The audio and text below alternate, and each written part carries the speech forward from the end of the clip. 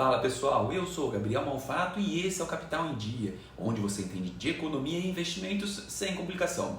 E hoje a gente vai falar sobre um dos temas mais curiosos e ao mesmo tempo mais sérios da geopolítica mundial nos últimos anos: o interesse do Donald Trump em anexar ou adquirir a Groenlândia. Pode até parecer exagero ou provocação política, mas por trás dessa ideia existe muita estratégia econômica, militar e geopolítica que ajuda a entender como as grandes potências estão se posicionando no mundo atual. E antes de entender o Trump, a gente precisa entender o que é a Groenlândia. A Groenlândia é a maior ilha do mundo localizada no Ártico, entre a América do Norte e a Europa. Apesar de ter uma população pequena, ela ocupa uma posição geográfica extremamente estratégica. Politicamente, ela é um território autônomo ligado ao reino da Dinamarca, com um governo próprio para assuntos internos, mas com a defesa e a política externa ainda sob a responsabilidade dinamarquesa. Esse vínculo com a Dinamarca vem séculos, mas ao longo do tempo a Groenlândia ganhou cada vez mais autonomia, inclusive com o direito de decidir no futuro se quer se tornar totalmente independente. Agora o ponto-chave: a Groenlândia sempre esteve no radar dos Estados Unidos durante a Segunda Guerra Mundial e depois, na Guerra Fria, os Estados Unidos passaram a enxergar a ilha como um ponto essencial para a defesa aérea e monitoramento do hemisfério norte. Tanto que, ainda hoje, os americanos mantêm uma base militar estratégica no território. Ou seja, a ideia de que os Estados Unidos precisam da Groenlândia não surgiu com o Trump. O que muda é a forma direta e agressiva com que ele coloca isso na mesa. Durante seu primeiro mandato, o Trump já havia causado polêmica ao dizer que os Estados Unidos deveriam comprar a Groenlândia. Na época, a reação da Dinamarca foi imediata e direta: a Groenlândia não está à venda. Nos anos seguintes, especialmente com o aumento das tensões globais, o Trump passou a tratar o tema não mais como uma curiosidade, mas como uma questão de segurança nacional americana. Em declarações mais recentes, ele afirmou que a Dinamarca teria falhado em proteger adequadamente a região e que os Estados Unidos precisam agir para evitar ameaças, principalmente vindas da Rússia e da China. E é aqui que começa o ponto central do debate: por que a Groenlândia se tornou tão valiosa agora? O Ártico deixou de ser apenas uma região gelada e isolada. Com as mudanças climáticas e o avanço tecnológico, ele virou um novo tabuleiro da disputa global. A Groenlândia fica em uma posição estratégica entre os Estados Unidos, a Europa e a Rússia. Então, quem controla essa região tem vantagem em monitoramento militar, defesa antimísseis, controle de rotas aéreas e marítimas. Além disso, a Rússia e a China vêm aumentando sua presença no Ártico. A Rússia investe pesado em bases militares e infraestrutura, enquanto a China se apresenta como uma potência quase ártica, interessada em rotas comerciais e recursos naturais. Do ponto de vista americano, permitir que adversários ganhem espaço ali seria perder influência em uma das regiões mais estratégicas do século XXI. Um dos argumentos mais usados por Trump é que a Groenlândia é essencial para a defesa dos Estados Unidos. Hoje, os Estados Unidos já operam uma base militar no território, fundamental para rastrear mísseis intercontinentais, monitorar satélites, detectar movimentações militares russas. Na visão do Trump, depender da autorização da Dinamarca para manter e expandir essa presença é um grande risco. Para ele, ter controle direto do território garantiria a soberania total sobre a segurança da região. Isso se conecta com uma visão mais ampla do trumpismo: menos dependência de aliados, mais poder concentrado nos próprios Estados Unidos. Agora, entre o ponto que conecta a geopolítica com a economia.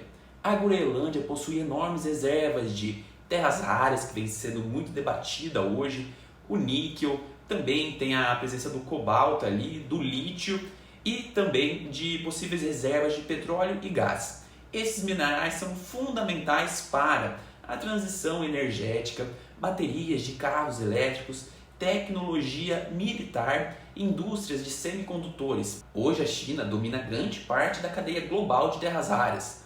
Para os Estados Unidos, reduzir essa dependência é uma prioridade estratégica, e a Groenlândia surge como uma alternativa extremamente relevante.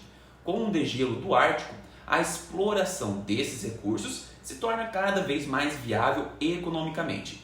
o que transforma a ilha em um ativo estratégico de longo prazo.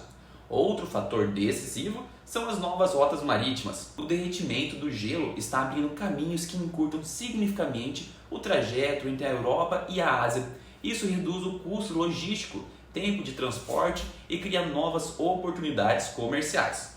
A Groenlândia fica próxima dessas rotas emergentes, o que torna um ponto-chave para o controle logístico e estratégico no comércio global do futuro. A estratégia de pressão, tarifas e diplomacia agressiva. Diante da resistência europeia, o Trump passou a usar uma ferramenta clássica do seu estilo político, que é a pressão econômica.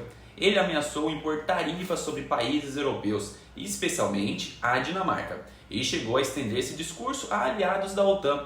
Isso gerou uma reação imediata da União Europeia, que começou a discutir retaliações comerciais e mecanismos de defesa econômico, a chamada bazuca comercial. Líderes como Macron e autoridades alemãs afirmaram que o Trump cruzou uma linha vermelha, colocando em risco alianças históricas do Ocidente. A Dinamarca reafirmou que a Groenlândia não está à venda. O governo local da Groenlândia também rejeitou qualquer ideia de anexação, reforçando seu direito e a autodeterminação. A União Europeia se mobilizou para evitar uma escalada comercial. A Rússia afirmou que qualquer tentativa de anexação entraria para a história mundial. E nos bastidores, a China observa atentamente, interessada em como essa disputa pode enfraquecer alianças ocidentais. E quais são os impactos potenciais para o mundo?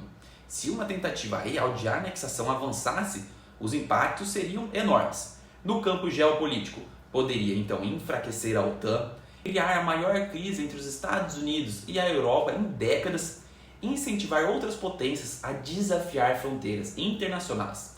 Já no campo econômico, a escalada de tarifas e guerras comerciais, volatilidade nos mercados também, ia ter uma grande instabilidade nas ações e corrida por recursos estratégicos. Já no campo militar, maior militarização do Ártico, aumento das tensões globais e do ponto de vista do direito internacional, a anexação é extremamente improvável sem consentimento da Groenlândia e da Dinamarca, possivelmente via um referendo popular.